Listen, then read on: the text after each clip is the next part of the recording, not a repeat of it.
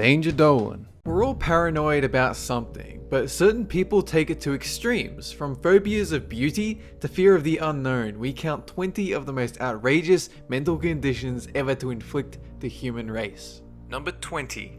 A fear of long words. This one is rather ironic and kind of cruel. People who have a fear of long words need to deal with the fact that their phobia is clinically titled Hippopotamonstrosiquipedalophobia. Whoever came up with the name is a bit of a jerk. Number 19. Xanthophobia. This is an irrational fear of the color yellow, which could be the sun, flowers, or buildings covered in yellow paint. It comes in varying levels of aggressiveness, but the worst kind is when you can't even hear the word yellow without having a panic attack. Number 18. Aphanphosmophobia.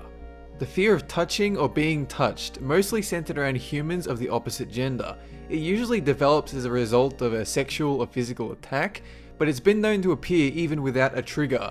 If it isn't already obvious, this phobia pretty much kills any chance of intimacy. Number 17. Coligny Phobia. Likewise, this one is an unwarranted fear of beautiful women, usually in men young and old, although more common in those who do not have a straight orientation. It causes panic attacks, uncontrollable social problems, and a lack of attendance at beauty contests. Number 16. Coulrophobia, the infamous fear of clowns, predominantly found in small children as well as adults who may have had a questionable encounter with them in their youth. Unlike quite a few other phobias, whoever has this usually knows their phobia is irrational and unwarranted, but they still can't escape those foreboding facial features, the swollen nose, the weird color scheme, and also It by Stephen King. That didn't help. Number 15. Coulrophobia, the fear of cheese, usually stemming from a traumatic experience like you were once chased down the street by a psycho murderer wielding some delicious blue vein. This one can be diverse, either fear a specific type of cheese or the entire batch. It's made even worse if you also have that yellow color phobia from earlier. Number 14. Cacophobia, the fear of ugliness, but not just of people, but anything ugly or imperfect, either situation or object. It doesn't matter, either can set you off. Nobody's really sure what causes this phobia, but it likely stems from a traumatic event involving ugliness, where you're conditioned to respond to a certain stimulus, in this case, that which you perceive to be flawed or unattractive. Number 13. Ablutophobia, there's a separate fear of cleaning yourself, but this one takes it a step further. It's the inability to engage in personal hygiene because of how terrifying the experience is. You simply cannot clean yourself. You'll find this mostly in children or women, usually stemming from serious mental trauma. Number 12. Dipnophobia, the fear of dinner conversation. This is a byproduct of the larger social phobia, but more specifically targeting the chaotic and unpredictable nature of talking to people around a table. It's been speculated that Howard Hughes, famous from the Aviator film starring Leonardo DiCaprio, had this, as one scene involves him awkwardly trying to compose himself while having a dinner with a family.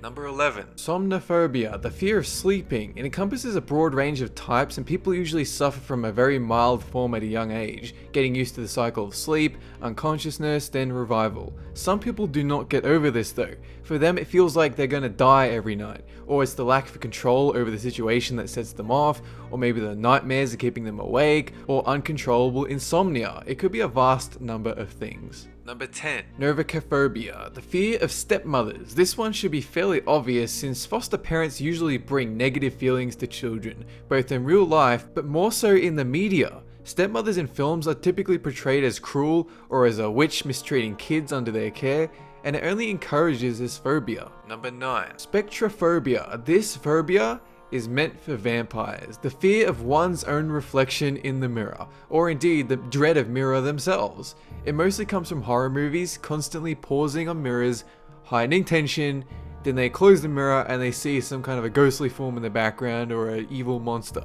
People start seeing the same thing in real life, and all of us get it from time to time, usually in the middle of the night, in an empty house, something just over your shoulder. Number 8. Gymnophobia. This is a fear of nudity, one very common these days. It refers to both the anxiety of someone seeing you naked, and likewise you seeing someone else naked, and then getting stuck with the mental image of their nakedness. The reason for this fear? the feeling of physical inadequacy, that people will point out your flaws and vulnerability, and just like George Costanza, you happen to be in the pool just before you were caught. Number 7. Hylophobia, the fear of trees, or more specifically dark foreboding woods. Like with a lot of these phobias, it got worse once mainstream media started releasing movies like Friday the 13th set in a cabin in the woods. It usually develops in children, but it carries over into adulthood, and even the mere mention of woods can set someone off. Number 6. Demonophobia, the fear of demons. This one should be fairly self-explanatory. It extends from the fear of a religious hell to physical demonic beings roaming the earth, and likewise possessions for fans of exorcist movies. Most who have this phobia are aware demons aren't actually around, but their subconscious terror persists. Number 5. Vestiophobia, the fear of clothing and of being clothed. This one makes it difficult to operate in society, and sufferers will tend to wear the baggiest, minimalistic clothing possible, so that the least amount of material touches their skin. Some go to extremes, never leaving their homes to stay naked 24/7.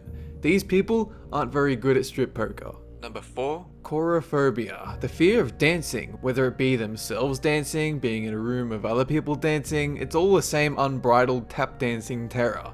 Most of the time it borders more on the sufferer being uncomfortable or embarrassed than scared, since dancing is another social cue some just can't get the hang of.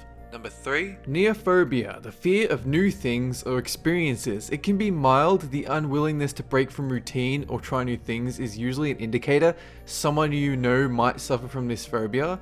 It's also diverse. You can also be angry, frustrated, or anxious about some new technology or revolution, and that'd make you neophobic. Number 2. Nomophobia. This one is recent and also retarded. The fear of being without mobile phone coverage. It's a phobia about losing bars on your phone screen, or running out of battery, or losing sight of your damn phone like it's the One Ring of Mordor.